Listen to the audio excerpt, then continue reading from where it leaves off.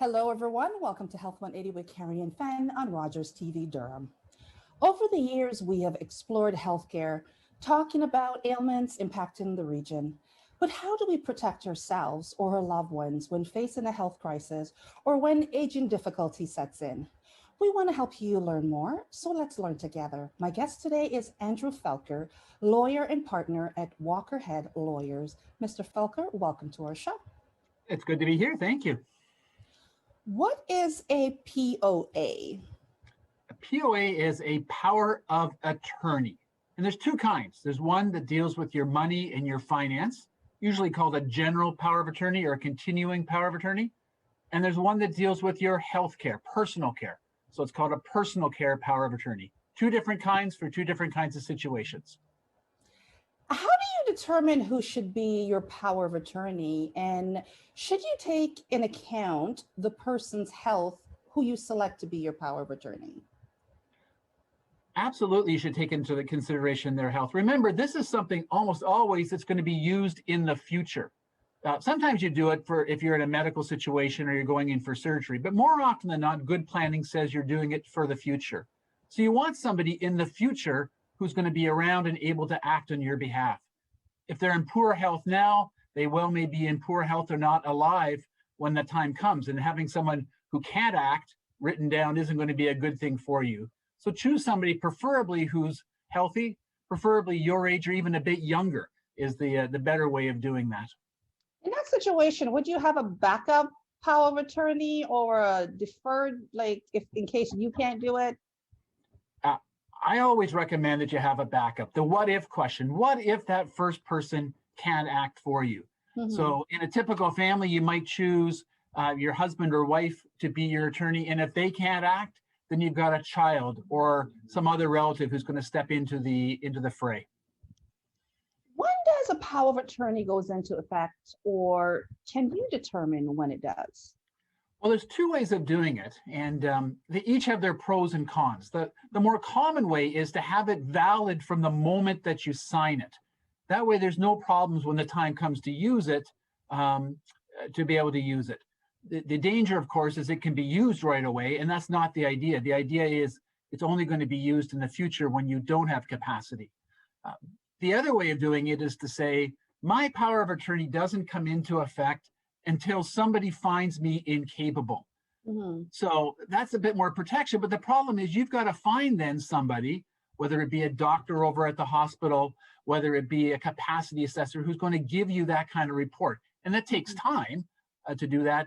Our medical professionals, especially in this last year, are incredibly busy and aren't so inclined to write those kind of reports. Plus then the person who's acting on it, whether it be the bank, whether it be a real estate lawyer, in a house sale, is going to read your personal things. It's going to read this report to make sure that you are, in fact, incapable. So some of your personal things are getting out there. So I like the first one. What we say to our clients is let me or the law firm here hold on to that power of attorney for you. We'll only give it out when you're not capable. You're going to tell us. Take the word for the person coming in, my attorney, then they say that you are incapable. Or let me check with the hospital. Then only one person's checking. Only one time is that information getting out of there. I have a really unique question to ask you later on. In case someone might be on life support, should a person who benefits greatly be the one to make the decision about taking you off life support? That's a great question.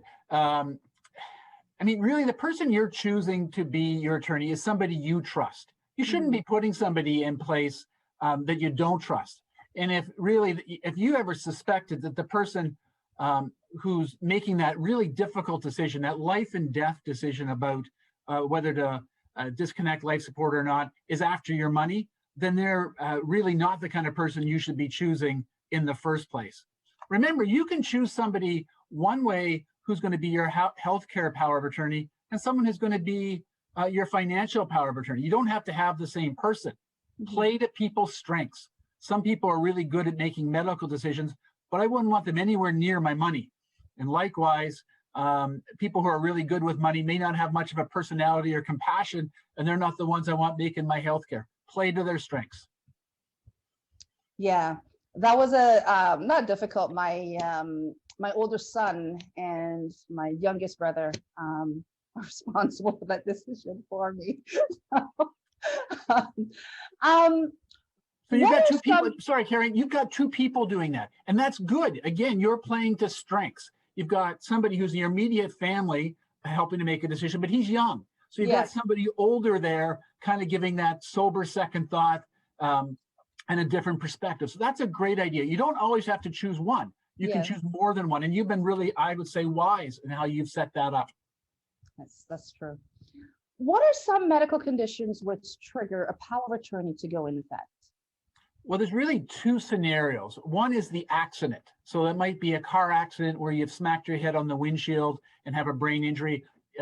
You fell on the ice during this very short winter we had, and again, you cracked your head. Other things would be something like Alzheimer's or dementia.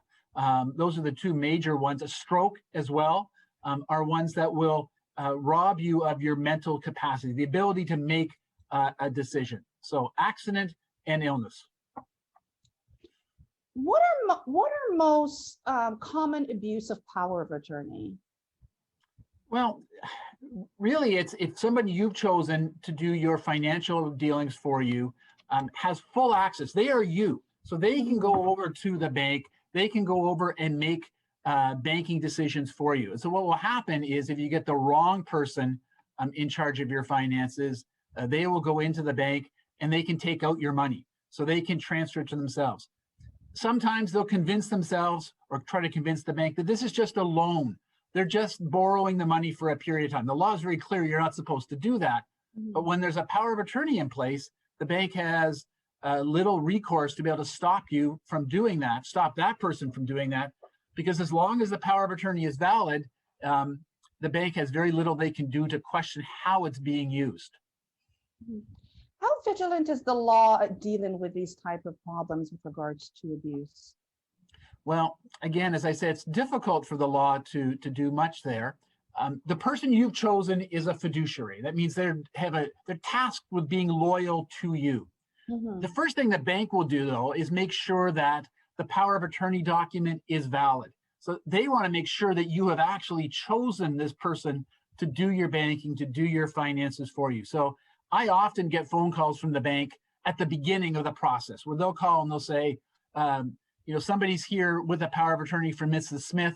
They say that you're the one who did it. We see your name on it. Can you confirm that you, in fact, signed that power of attorney? They might fax it or scan it to me. I'll look at it. Yeah, that's my terrible signature. I recognize that. And yes, now we're good to go. But after that, the banks are looking to try to protect older people in particular. If they see something that is suspicious, they will sometimes call the police or the public guardian and trustee.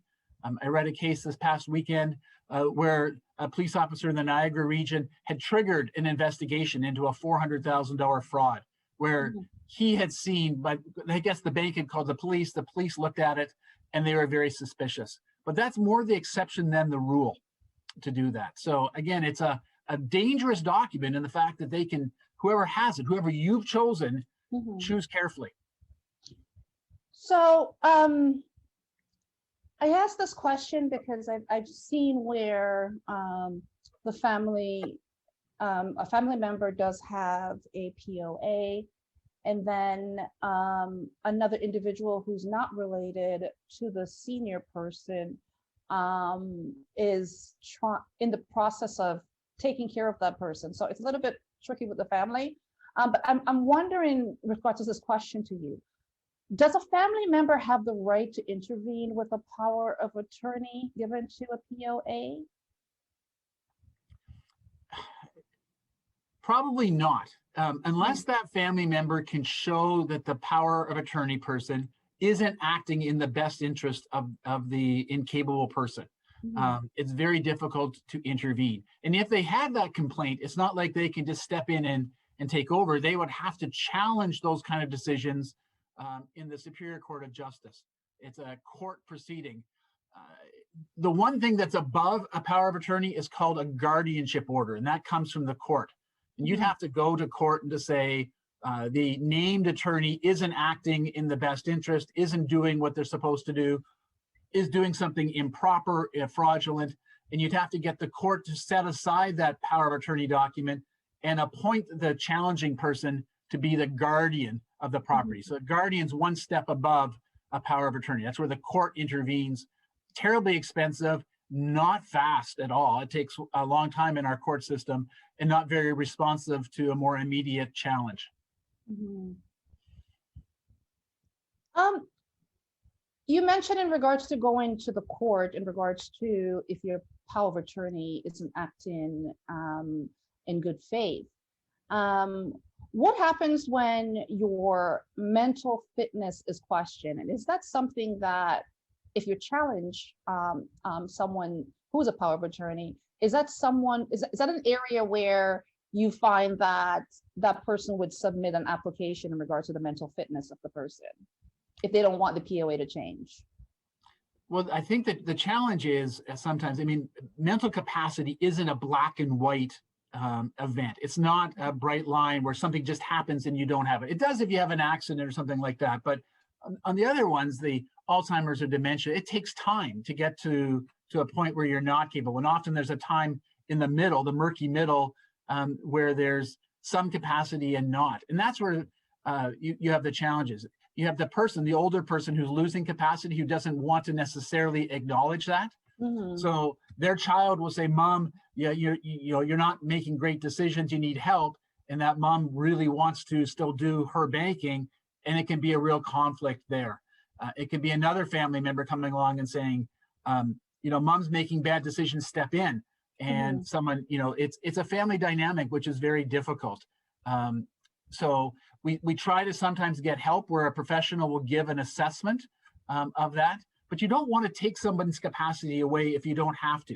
And I say that in the sense that you don't want to have a declaration that they're not capable. It takes away some of their autonomy. So you try to do it very, very carefully. But the power of attorney, remember, it can be revoked. So somebody who's mad and saying, "You're saying I'm not capable," can go and try to revoke the power of attorney document, and then we're in a real mess. So that's the murkiness in the middle of capacity. Yeah. How effective is a power of attorney after you're dead? It's not effective at all. So a power of attorney is for while you are alive. And when you pass away, your power of attorney authority passes away with you, and then we look at your will. So they're companion documents. Power of attorney document is for while you are alive. Your will is for events after you've passed away. Often they're the same people, but that's the clear, bright line there. What's one quick advice you can give to someone about POAs? Do it now. Do it, make it while you can. If you have a stroke or you have an accident, it's too late to make a power of attorney. So make sure you fill out the forms, go see a lawyer, do it now while you can. If you've had an accident or an illness, you can't do it. That's very good advice. You're watching Health 180 with Carion Fenn on Rogers TV Durham. We're talking about wills and power of attorney. We'll be right back.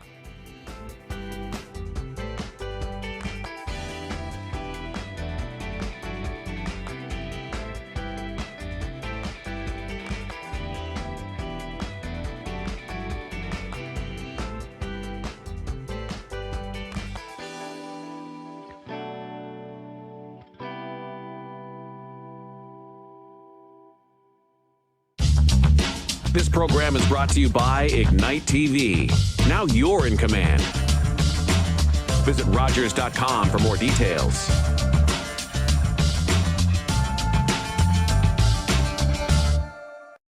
And we're back. We are so happy to be back in studio for season 2 of The Social Life at a Distance.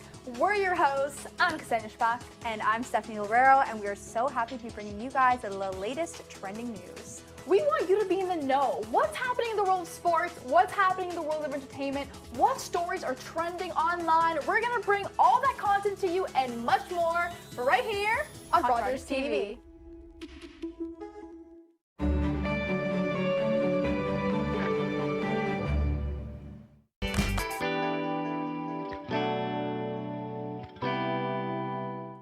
Welcome back to Health 180 with Carion Fenn and Rogers TV Durham.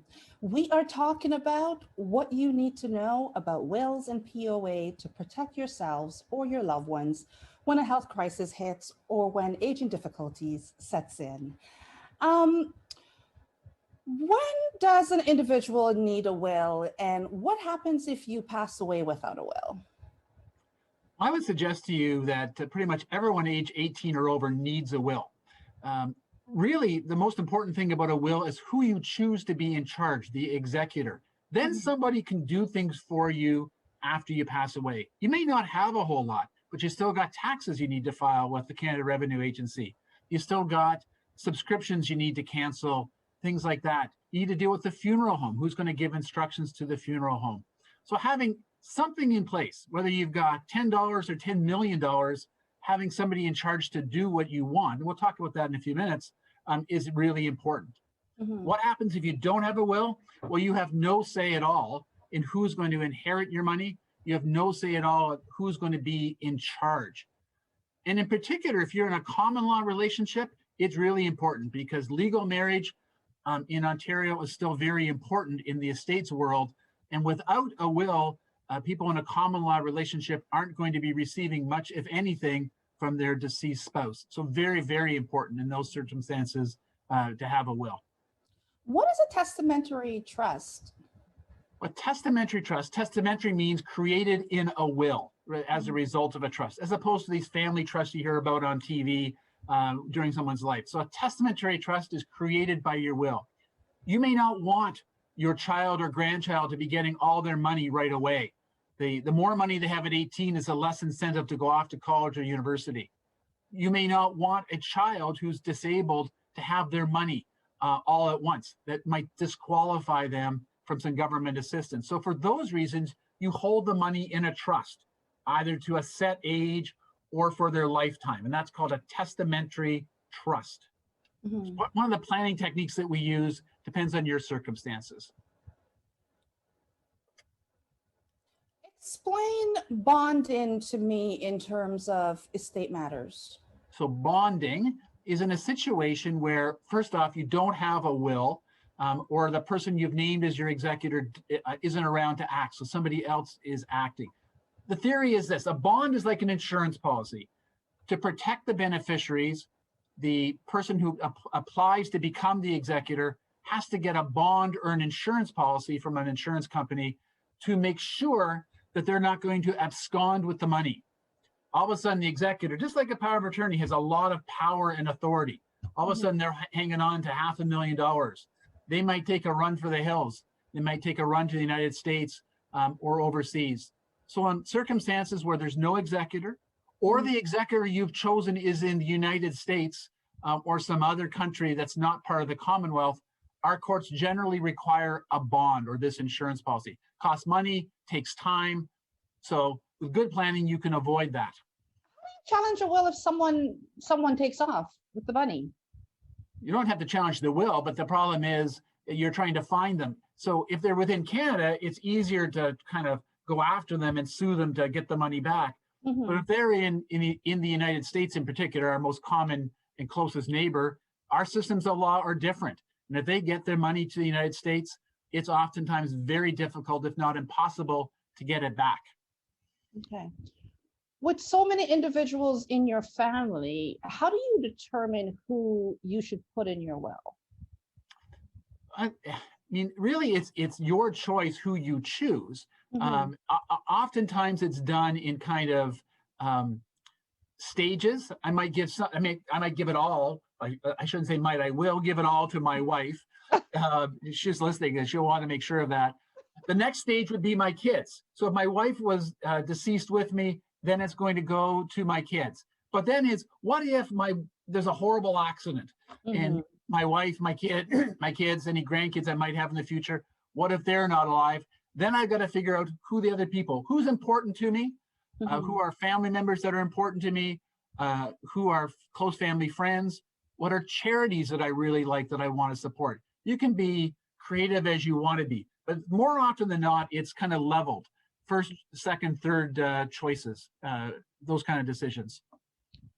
When What's some red flags for recognizing that a person is not mentally capable of doing their own will? And what happens to your assets then? Well, if a person comes to me and says, I want to do a will, I want to make sure that they have the capacity to do a will. So what's a red flag? Well, number one red flag would be when a child is making the appointment for the older person. Why isn't the older person being the one that's contacting me? The child says, Mom, Dad wants me to do a will, and I'm making the arrangements. Oh, and by the way, they want to give it all to me, and they don't want to give it to my brother or to my sister. There's a red flag about somebody trying to put undue influence or pressure on them. The next red flag is when I meet with them. And if that person can't coherently tell me what they have, how long they've owned their home, what it might be roughly worth, how much money they have in the bank, even what bank they deal with, well, there's some signs that they really don't understand and have the capacity to do the will. If they can't tell me their family members, they can only remember first names and not necessarily all of them. Those are the kind of things that when you're interviewing somebody, I'm looking for. I want to see that they know who their beneficiaries are or should be, and they have an understanding of their assets, and they're not being pressured or influenced by somebody. So what role does a mental illness play in determining a person's capacity to make a will? And is that a deciding factor when you consider doing a will for clients? And how do you proceed in that case should you realize that your potential client has a mental illness? Those are often the big challenges that lawyers have in drafting a will. So I'm not a mental health and capacity expert. I have lots of understanding and training on that. But what I say to my clients is, look, somebody might challenge this will after you've died because you've got some sort of a mental illness, you've got some sort of a early stages Alzheimer's or dementia, something like that. That doesn't necessarily disqualify you. There are the abilities to make a will even when you have some limited capacity. But what I would do at that stage is send that person to a specialist, a gerontology specialist, a capacity assessor, have that person who has that expertise, have them do an interview, have them do a capacity report. And I say to my clients, look, I'm challenge proofing your will now while I can, because after you passed away, then we can pull out this report and say, look, in March of 2021, when you did your will, you had the capacity. Somebody who knew what they were doing examined you, gave me this report, and then we've got some comfort to know that you do in fact have that capacity. So it's kind of a proactive step that we take. And if somebody won't do that or can't do that, then I say, I'm sorry, but I can't help you. What's your opinion on the capacity of someone on the autism spectrum to give a power of attorney or to make a will? Well, remember, a spectrum means that you can be quite high functioning with autism, or you can be very low functioning. So again, I would ask the question of the family doctor or somebody who's dealing with that person. Here's the test for granting a power of attorney. Here's the test for having capacity to do a will. And many times they can do that. That person can grant a will or grant a power of attorney. Easier to grant a power of attorney. You don't have to have as high a capacity to do that. You just have to know that you need help. And you need to know that the person you're choosing is going to be able to help you with that. So sometimes you might have capacity to do the power of attorney, but not have the capacity to do the will. Again, I let the experts who know exactly what they're doing in assessing capacity help me make that decision. Can someone with your power of attorney change your will? No, flat out no. So the law says this: a power of attorney can do absolutely anything for you financially except make a will or change a will. And the law has gone further than that and says they also cannot change your beneficiary designations. So the idea is to keep you current, to keep your bills being paid as a power of attorney, but that power of attorney is not allowed to do any financial planning for you, any estate planning for you. Absolutely forbidden to be done. So we have many community members who are in mixed relationships in terms of being married, have multiple exes or in different relationships. For women or male with two children with two different ex-spouses, what are some protective measures to ensure that one of your child doesn't get taken advantage of? Well, in that circumstance, what I would try to do is avoid having one of those two ex-spouses be in charge of the money, because that ex-spouse is going to be tempted to be favoring his or her child over the child of the first relationship. So the best thing you can do then is find somebody neutral, somebody who can look after both of those children from both relationships and be as neutral and as fair as possible. So putting it into the second spouse's control is probably a recipe for disaster. So if you have a property and you have a child who's a minor child, and say you passed away, is it possible to you to put in, to ensure in your will that that home that the child lives in doesn't get sold? You can, as long as you've got somebody who's going to be able to live in that property with the child, that's going to be the challenge, is who's going to live in that property, and then who's going to pay the taxes, who's going to pay the utilities, who's going to pay the ongoing expenses of the home. But there are ways of doing it. And lots of people who come to plan will say, I'd like my child to live in our family home until they're 21 or 25 or done school. I want to give them that stability. So we can do something where we hold the home in particular for that child or children, as long as they want to stay there, and as long as we can have somebody who's living there with them.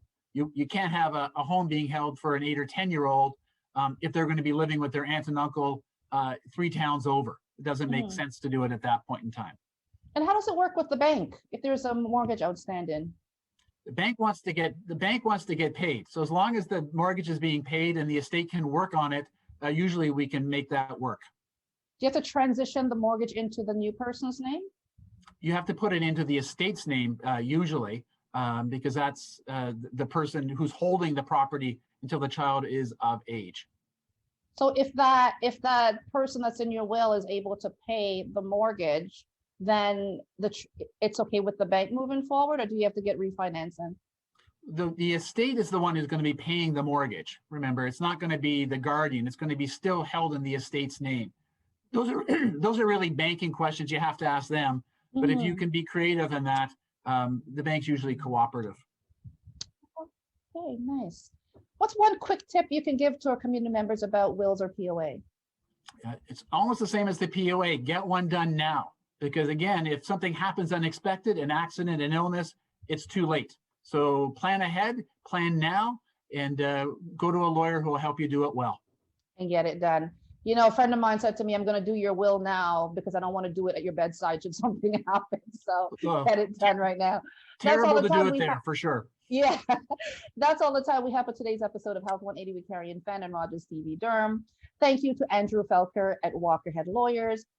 Susie Sher Oshawa, thank you for joining us. And remember, together we're stronger.